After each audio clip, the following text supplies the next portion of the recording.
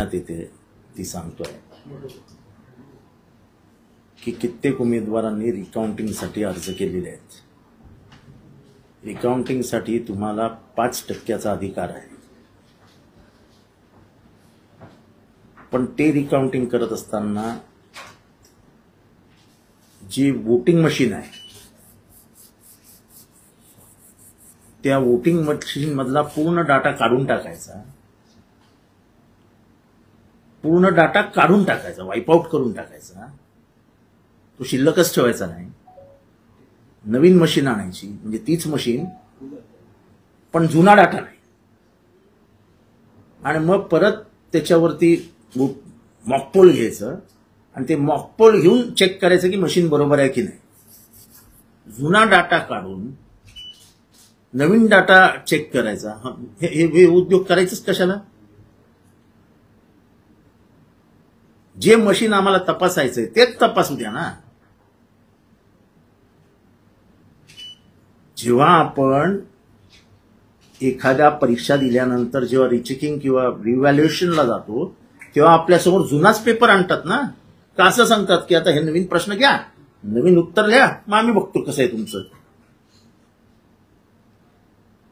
काहीतरी लपवण्यासाठी म्हणून तुम्ही हे करताय ना. साधा प्रश्न आहे की मला माझं मशीन कसं चाललंय ते दाखवायचंय. तेच मशीन माझ्यासमोर दाखवा ना. बरे 5 दाखवा, 2 दाखवा, 4 दाखवा, पण जे मशीन ऑपरेटिव्ह होतं तेच ऑपरेटिव्ह मशीन आमच्या समोर आणा. त्या सगळ्या मशीन्स मधला डाटा वाईपआउट करणार, मग कशाला तपासायचे? फेर तपासणी करायचीच कशाला? हे सगळे लप्पाछप्पीचे उद्योग करते कशाला? ट्रान्सपरन्सी का नाही? दुसरी गोष्ट, आपली जे ईव्हीएम आहे त्या ईव्हीएम मधलं सर्किट्स कुठल्या कुठल्या देशात मॅन्युफॅक्चर होतात? एकही मशीन अशी नाही की ज्याचे सगळे पार्ट्स भारतात बनलेत.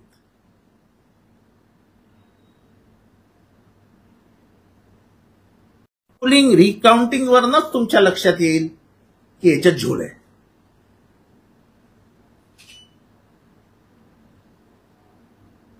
तुम्ही डाटा वाईपआउट का करता? तुम्ही चिठ्ठ्या ठेवता, व्हीव्हीपॅट मधल्या चिठ्ठ्या ठेवता आणि मेन मशीन मधला डाटा वाईपआउट करता. याचा अर्थ काय?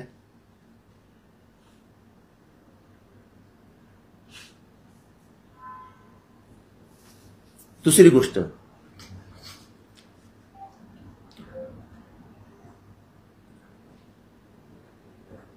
9, 11, 3 आणि 5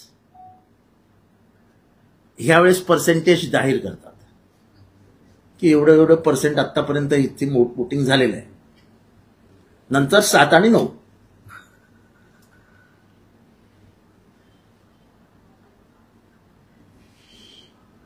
ला समजा पर्सेंटेज जाहीर केलं, 1% जाहीर केलं, तर दुसऱ्या दिवशी परत त्याच्यात कशी काय वाढ होते?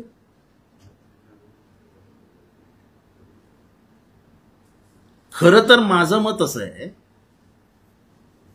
की आमचे जेव्हा पोलिंग एजंट आतमध्ये असतात तेव्हा ती मशीन लॉक करताना त्याचं एक बटन दाबलं जातं, खटकन त्या मशीन मधनं बाहेर पडतात, एवढं एवढं मतदान झालेलं आहे. याचा आता कॅल्क्युलेटरनी परफेक्ट फिगर दिली की समजा 1600 मतदान झालेलं आहे, म्हणजे ते मशीन म्हणजे कॅल्क्युलेटरच आहे. 6 वाजता मशीन बंद केलं,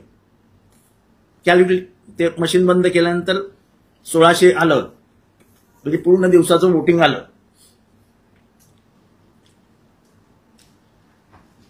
ह्या पूर्ण दिवसाच्या वोटिंग मध्ये बदल कसा काय होऊ शकतो? आणि दरवेळेस तुम्ही पर्सेंटेजवर काय येता? आतापर्यंत या मतदारसंघात एवढं वोटिंग झालेलं आहे, ह्या नंबर 1,35,402. तुम्ही पर्सेंटेजवर का खेळता?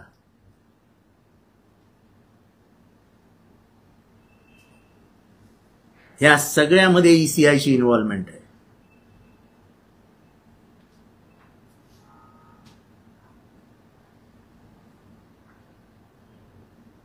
साधा प्रश्न आहे की जर मशीननी सांगितलं की एवढं मतदान झालेलं आहे, तर असं दुसरं कुठलं मशीन येतं की जे म्हणतं नाही एवढं नाही एवढं झालंय?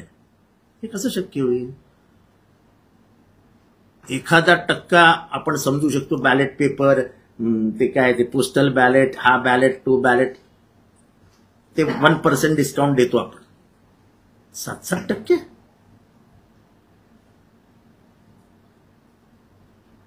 सत्तर लाख मतदान वाढू शकतं.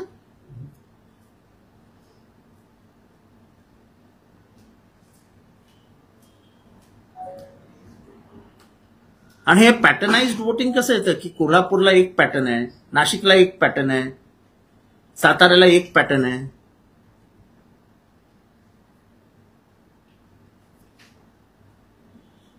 जसं कॅल्क्युलेटर स्टँड अलोन मशीन आहे, तसं आपण व्हीव्हीपॅटला पण आपण ईव्हीएम पण स्टँड अलोन मशीन धरूया. साधी गोष्ट आहे, कॅल्क्युलेटर आहे ते. 1+1 ला 2 आलं पाहिजे, 1+1 ला 2.5 येता कामा नाही ना.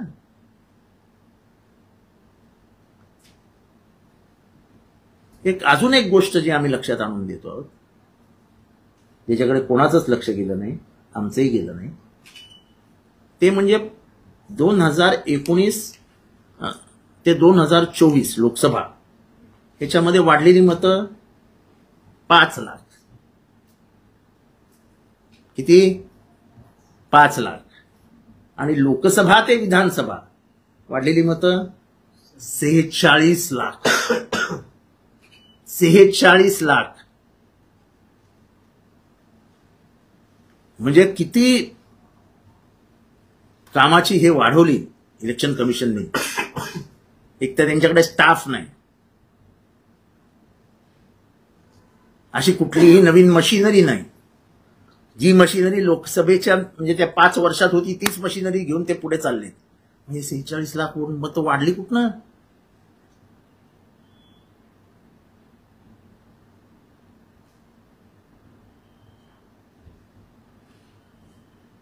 आम्ही दुबार नावं म्हणजे दोनदा आलेली नावं रद्द करू असं म्हणणारे इलेक्शन कमिशन मी अजूनही माझ्या मतदारसंघात 26,000 दुबार मतं दाखवतो.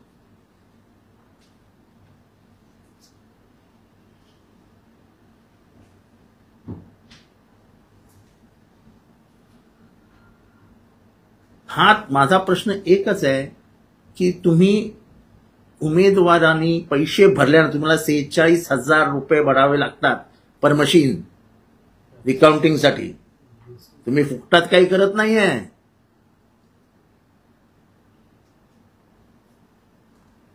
तर ते ओरिजिनल मी ते मशीन वापरलेले जे ओरिजिनल आहे ते ओरिजिनलच दाखवा ना. तुम्ही तो मशीन वाईप आउट करून तो डाटा काय दाखवतो आम्हाला?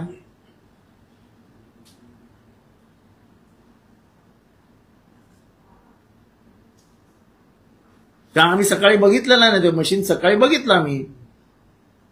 सकाळी 7 वाजता जेव्हा मॉकपोल झाला तेव्हा आम्ही ते मशीन बघितलेलं असतं. ते टक टक टक टक टक टक टक टक टक असे 1000 मतं फिरवतात आणि 1000 येतात.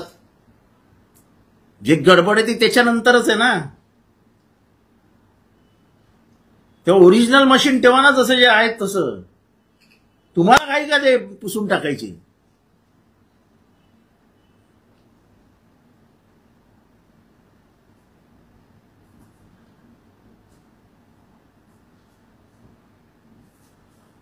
वाढलेली टक्केवारी जी 11ला जाहीर झाली ती टक्केवारी, 5ला जाहीर झालेली टक्केवारी, 5ला जाहीर झालेली टक्केवारी ही सकाळी 7 ते 5ला झालेल्या मतदानाची टक्केवारी आहे. बरोबर आहे ना? म्हणजे समजा 1000 मतं पडली असतील 7 ते 5 मध्ये, 7 ते 5 मध्ये 1000 पडले असतील म्हणजे किती तास झाले? 7 आणि 5 12. 7 आणि 5 12 ना. 12 आणि 5 म्हणजे 10 तासात 1000 मतं पडली मशीनमध्ये. तर साधारण एका तासाला किती पडली? 100 पकडूया. 5 ते 6 मध्ये धरूया 200 पडली.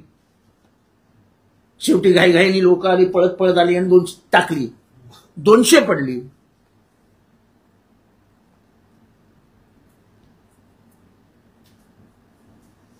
तरी 1100च मतं झाली ना. एका राज्यामध्ये 76 लाख मतं वाढतात.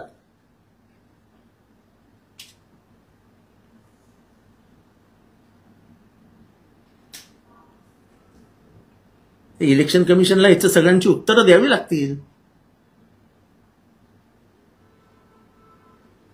हे सगळं मॅन्युफॅक्चर तुम्ही कुठे केलं, याचे डिटेल प्रोग्रामिंग कुठे केले? कारण काय पब्लिक अकाउंटेबिलिटी आहे, हे पब्लिक डॉक्युमेंट आहे, ते पब्लिक डोमेन मध्ये आलंच पाहिजे.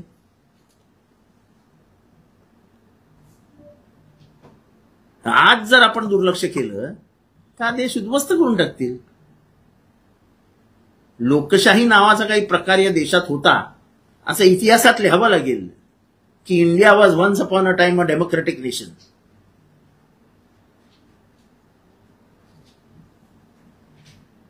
तेव्हा म्हणूनच मी तुम्हाला बोलवलं होतं की हे आता हे नवीन उघडकीला येतंय.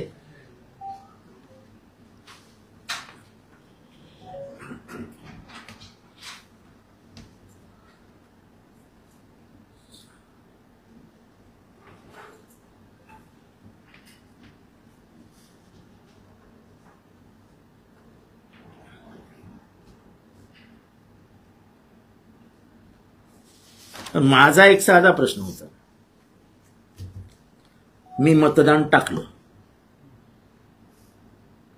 मला चिठ्ठी दिसली आणि चिठ्ठी खाली गेली. ती नेमकी गेली कुठे? आणि त्याच चिठ्ठीचं रिफ्लेक्शन कंट्रोल युनिटला आले, हे कशावर? ह्याच्यात ट्रान्सपरन्सी कुठे आहे? ह्याच्यात 2 गोष्टी आहेत ना, एक कंट्रोल युनिटला सिग्नल जातो आणि एक बॅलेटला सिग्नल जातो. कंट्रोल युनिटला जाणारा सिग्नल आम्हाला दिसतच नाही. हे सगळं अंधारात चाललेलं असतं. ट्रान्सपरन्सी कुठे ह्याच्यात?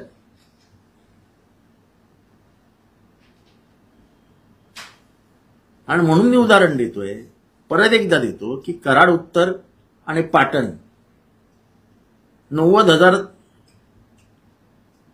काय 935 काय काहीतरी आहेत, 935 दोघांना एकच मत. 2 वेगवेगळ्या मतदारसंघामध्ये पराभूत उमेदवाराला तेवढीच मत. म्हणजे ह्या दैवी योगायोग मानायचं की काय?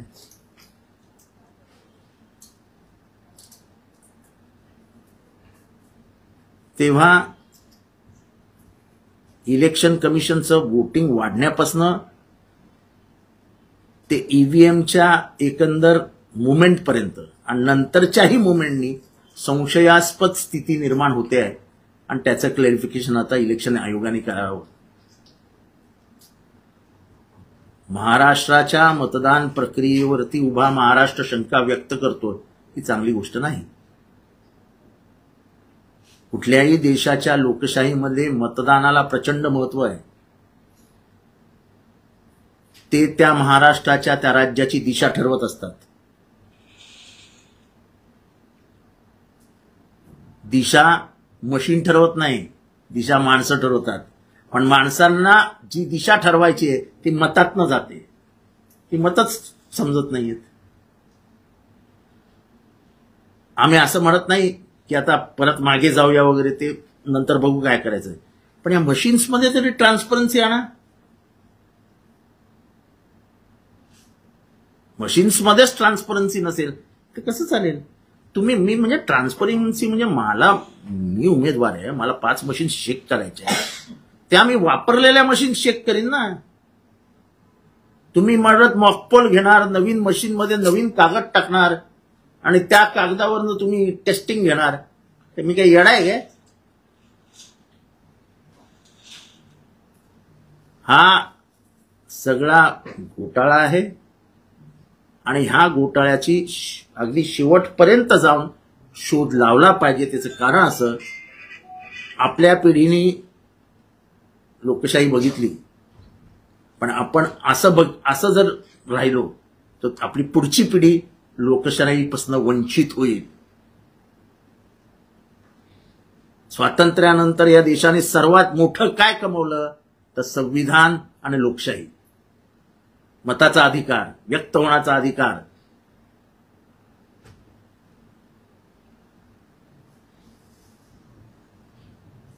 न्यायाचा अधिकार, माहितीचा अधिकार.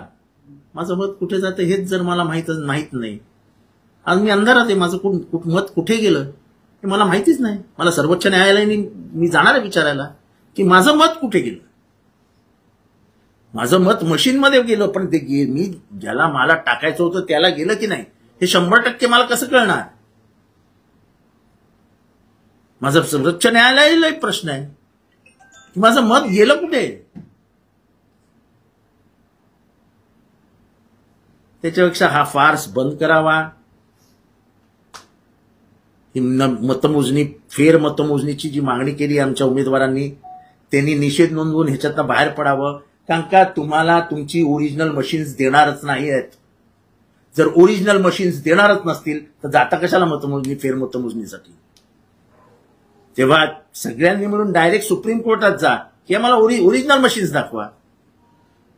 मी जसं सांगितलं तसं की मी पेपर लिहिला एप्रिलमध्ये, त्याच्यात मला मिळाले 65% गुण.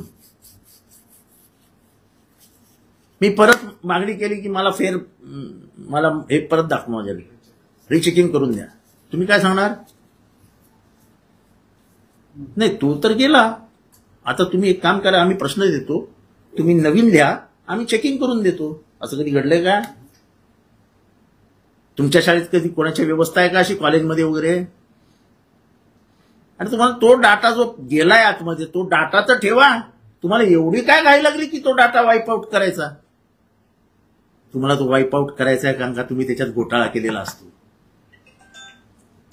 आणि घोटाळ्याशिवाय महाराष्ट्राच्या अशा निवडणुका आणि असे निकाल येणं अशक्य होतं. लोकशाहीमध्ये मतदान करा म्हणून सांगतात आणि डेटा डिलीट करा, हा लोकशाही भंग करण्याचं. असं आहे की तुम्ही व्हीव्हीपॅटचा डेटा ठेवता आणि मशीन मधला डाटा वाईप आउट करता. हा आमच्या स्वातंत्र्यावरती तुम्ही घाला घालताय.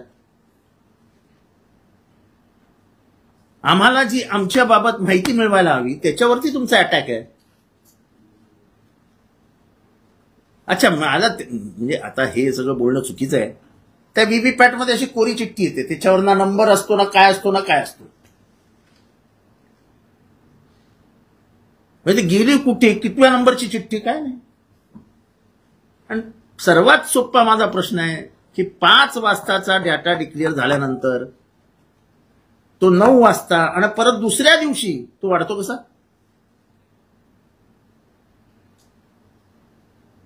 5 वाजेपर्यंत जर डाटा 50% असेल तर 9 वाजता तो 65%.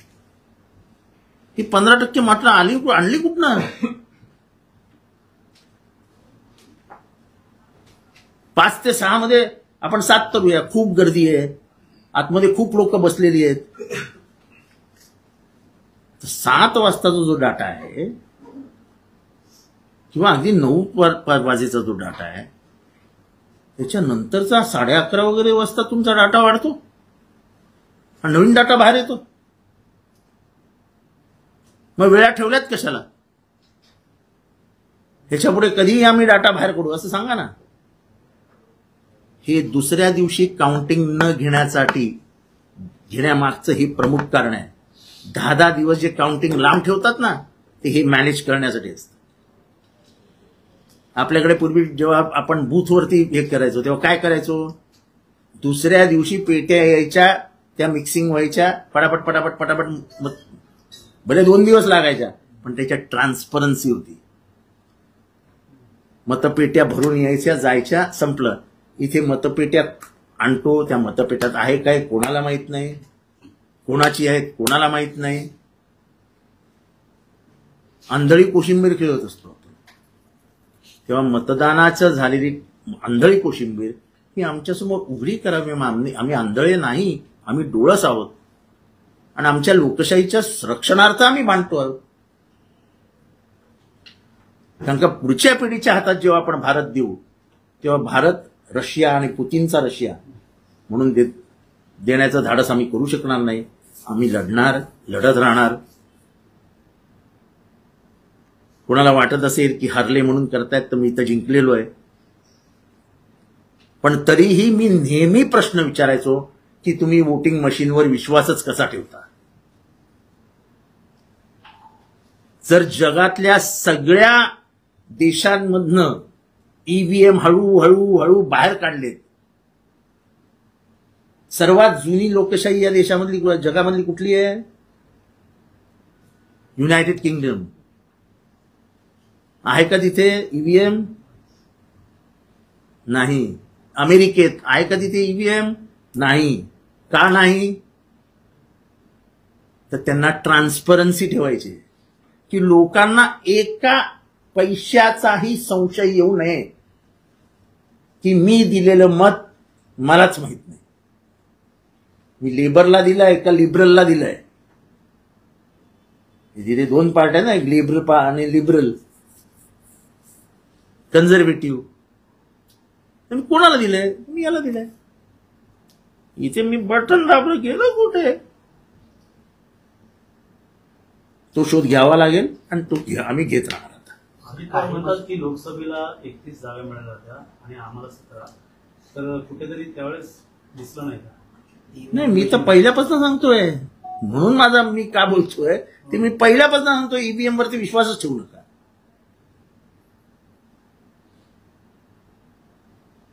मी पहिल्यापासून सांगतो ईव्हीएम वर विश्वास ठेवू नका. आणि त्यांच्यातला एक शहाणा बोलला ना की जितेंद्र आव्हाडांनी राजीनामा द्यावा आणि बॅलेट पेपरला तयार व्हा. चल आण बॅलेट पेपर, जा इलेक्शन कमिशनकडे, बॅलेट पेपरवर घोषणा करावी, मी राजीनामा देतो आणि परत निवडणूक लढवतो आणि परत लाखाच्या मतांनी निवडून येऊन दाखवतो. अरे काहीतरी अक्कल वापरा. ते असं करत करायचं हे घाट. चला जा म्हणा तुमच्या गव्हर्नमेंटकडनं, आणि एक विधानसभेमध्ये आम्हाला बॅलेट पेपरवरती निवडणूक घ्यायची आहे, तुम्ही परमिशन द्या. तुमची जाम चालते ना आजकाल, घ्या परमिशन, मी परत निवडणूक लढायला तयार आहे. अरे मी जितेंद्र आव्हाड आहे, 4 वेळा पक्ष बदलत नाही, एका बापाचा तो एकाच बापाचा आहे.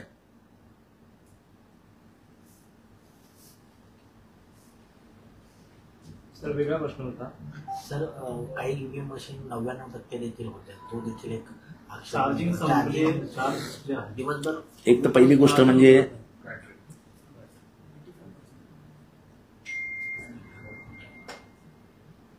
ईव्हीएम मशीन्सच्या बॅटऱ्या हा एक संशयाचा भाग आहे. आता जेव्हा आम्ही मागेच लागलो आहोत तेव्हा आम्ही याचा सगळ्याचा अभ्यास करणार. आता काम काहीच नाही ना उरलेलं, त्यामुळे याचा सगळ्याचा अभ्यास करावाच लागेल. आणि सर्वात म्हणजे मी जे आहे की डाटाच डिलीट करून टाकलाय मशीन मधला, आणि मॉकपोल घेणार नवीन. तो का असा आहे, तुम्हाला पण माहित नसेल, तो नवीन कागद टाकतात मशीनमध्ये आणि मग मशीन बंद करतात आणि सील करतात. आता परत तसं करणार म्हणजे तो डाटा गेलाय, मग नवीन असे काहीतरी वेगवेगळ्या सिम्बॉलचे हे टाकणार नावासकट, आणि ती परत मोजायला लावणार. अरे त्याच्यात काहीच आढळणार नाही. ते वेडे समजतं की काय महाराष्ट्रातल्या जनतेला. हे लोकांना माहित नव्हतं, हे मलाही माहित नव्हतं, हे आत्ता मला कळवलंय. म्हणजे इलेक्शन कमिशनच्या सुरुवातीच्या उद्योगापासून ते आत्तापर्यंत त्यांनी महाराष्ट्राने पूर्ण भारताला ते कसे फसवत आलेत. लोकसभेनंतर त्यांच्या लक्षात आलं की ह्याच्यात काहीतरी आपण आता अडकणार, आणि म्हणून त्यांनी जे उद्योग केलेत ते मतदानाच्या रजिस्ट्रेशन पासून ते आत्तापर्यंत सगळं संशयास्पद आहे. आणि या लोकसभे ते विधानसभेच्या कार्यकाळामध्ये आम्ही एक पत्रकार परिषद घेतली होती की काही मतदान डिलीट होत आहे आणि ऍडिशन होत आहे. ते त्या गावातलेच नाहीत, त्या जिल्ह्यातलेच नाहीत, अशी बाहेरची मतं येत आहेत.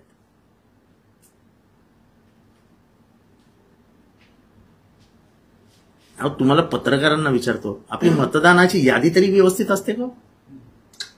आपण एवढा ईव्हीएम आणि अशा मोठ्या मोठ्या गोष्टी करतो, आपली साधी मतदानाची यादी व्यवस्थित नसते, ऍड्रेसेस व्यवस्थित नसतात, नावं व्यवस्थित नसतात. या ईसीआयला लाजही वाटत नाही.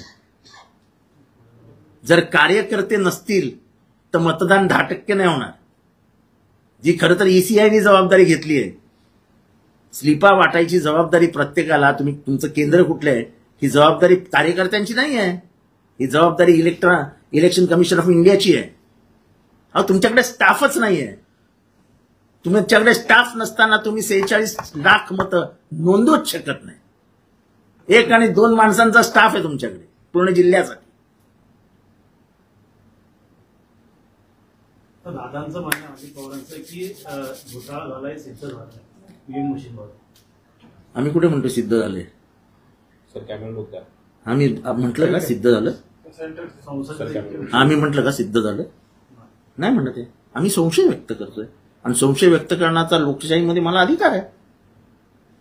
मी संशय व्यक्त करतोय की 90,935 90,935 अशा 2 माणसांना 2 वेगवेगळ्या मतदारसंघात एकाच पक्षाच्या मतं पडतात कशी? हा माझा संशय आहे. मी आरोप नाही करत आहे. तुम्ही डाटा वाईप आउट का केला हा माझा प्रश्न आहे, त्याचं उत्तर द्या. आणि उत्तर सरकारमधल्या बसलेल्या लोकांना विचारत नाही, आम्ही इलेक्शन कमिशनकडनं मागतो. आता इलेक्शन कमिशनही त्यांनी हातात घेतलं का मला माहित नाही. बाबा आढावांना देखील आज भेटायला गेले, शरद पवार देखील भेटले. ते मला माहिती. हे बघा, मी अण्णा जरी कुठेतरी या सत्रात उतरले पाहिजे होते. मला कोणाबद्दल काही बोलायचं नाही. प्रश्न असा आहे की या देशामध्ये जेव्हा जेव्हा सत्तेचा वापर करून लोकशाही दाबण्याची वेळ आली तेव्हा तेव्हा एक माणूस उभा राहिला. स्वातंत्र्याच्या आंदोलनाला दिशा कुणी कितीही काही म्हणू ही महात्मा गांधींनी दिली. जेव्हा दुसऱ्या स्वातंत्र्य लढ्याची वेळ आली आणि सत्ता केंद्रित होते असं दिसलं तेव्हा जयप्रकाश नारायण बाहेर आले. बोफोर्सच्या प्रकरणामध्ये खरं तर ते किती चूक किती बरोबर त्याच्यावरती माझं हे नाही, कारण का त्याच्यातनंच भारताच्या राजकारणाचे 12 वाजले. तेव्हा एक विश्वनाथ प्रताप सिंग नावाचा माणूस बाहेर आला, पण त्यांनी सर्वात चांगलं काम काय केलं, तो ओबीसीला रिझर्वेशन दिलं. तसं ह्या लढ्यामध्ये एक त्यागी निस्वार्थपणाने लोकांसाठी लढणारा असा एखादा योद्धा लागेल जो ही लढाई लढेल. कारण का ही लढाई आता घराघरापर्यंत पोहोचलेली आहे आणि प्रत्येक घरात त्याच्यावरती संशय व्यक्त होतो. म्हणजे असं तुम्ही 10 आणि 12 सीट दिलं नसतं तर एवढा संशय व्यक्त झाला नसता. पण एवढी अशी काही वादळ नव्हती की वडाचं झाडही उडून गेलं, वरती गेलं 20 फूट. असं कधी वादळच आलेलं नाही की वडाचं झाड 20 फूट उडालं. राज्य सरकार ने वक्फ बोर्ड को 10 करोड़ रुपए देते तो दिया काय को? विड्रॉ कर लिया गया है. मेरा पूछना इतना ही है, मेरा पूछना इतना ही है, वक्फ बोर्ड को अगर पैसा ही देने का नहीं था तो दिया काय को? तुम क्या दुनिया को दिखाना चाहते हो क्या कि हम मुसलमानों को कुछ देने वाले नहीं है? कहां गए अजीत दादा पवार जो सेक्युलरिज्म की बात करते हैं, उनके लोग सेक्युलरिज्म की बात करते हैं. मैं समझ सकता हूं एकनाथ शिंदे और देवेंद्र फडणवीस जी का कि तो बोलते ही है. कॅमेरा लोक द्या. सर मन मोठं होतं तेव्हा त्यांनी 10 कोटी देण्यात आलं होतं. आता कुठे ह्याच्यामध्ये बदल झाला, त्यामुळे कुठेतरी नाराजी मोठ्या प्रमाणात मुस्लिम समाजामध्ये. नाही, मुस्लिम समाजाची नाही. अहो, तुम्हाला एखाद्या पोराच्या तोंडाजवळ चॉकलेट न्यायचं आणि ते खेचून घ्यायचं कशाला करता? देऊ नका ना चॉकलेट, त्यांनी काय मागितलं होतं?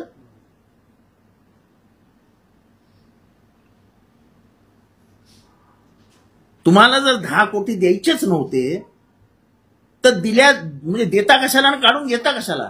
कशाला एखाद्याचा अपमान करायचा जाहीररित्या? हास्यास्पद आहे ना. सरकार आहे तुम्ही, सरकार 12 कोटी जनतेचं आहे. त्याच्यातल्या 2 कोटींना आम्ही काहीच म्हणजे आता त्यांचा आणि आमचा संबंधच नाही असं करणार आहात का? तसं सांगून टाका. लाडक्या सर, वक्फ अटी आणि शर्ती आता नाही आता लाडक्या बहिणीचं आता काय काय होईल, लोकांना लाडक्या बहिणीचं आता काय काय होईल ते पुढच्या 4 महिन्यात तुम्हाला दिसेल. आम्हाला महाराष्ट्राच्या अर्थकारणाला शिस्त लावायची आहे हे बोललं जाईल. महाराष्ट्राचं अर्थकारण रुळावर आणायचं आहे हे बोललं जाईल. आणि महाराष्ट्राच्या लाडक्या बहिणीला प्लॅटफॉर्मवर बसवलं जाईल. ती अर्थकारणाची गाडी रुळावरनं घसरलेली आहे तेव्हा तुम्ही जरा प्लॅटफॉर्मवर बसा. अगर सर ये योजना इसी तरह के चलते रहे तो महाराष्ट्र का जो लोन है 1.72 ट्रिलियन से आगे जाएगा फाइनेंशियल ईयर. मैं उसके लिए कुछ नहीं बोलूंगा. मैं बहनों की तरफ से मांग रखूंगा कि हमको जो कबूल किया है वो आपको देना ही होगा. आप भाग नहीं सकते हो. आप कहते हो ना कि ये हमारी जय जो है, हम इतने वोटों से जीते हैं, इसकी पीछे हमारी लाडली बहन है. तो उस लाडली बहन को तुमने जो जो कबूल किया है वो तुमको देना ही पड़ेगा. सर, वक्फ बोर्डासंदर्भात अजितदादांनी मुंबईमध्ये देखील वक्तव्य केलं होतं की वक्फ बोर्डाला जास्तीत निधी देतो. मात्र आता हे 10 करोड सरकारी याच्यामध्ये चुकून गेले किंवा त्या अधिकाऱ्यांना आदेश दिले की पुन्हा ते 10 करोड घ्या म्हणून. मला एक गोष्ट सांगा, अर्थखाते त्यांच्याकडेच आहे ना? कॅमेरा लोक अर्थ खातं कोणाकडे आहे? अजित पवारांकडेच आहे ना? अजित पवारांनी द्यावं ना काढून की मी माझ्या अधिकारात 10 कोटी देतो बोर्डाला.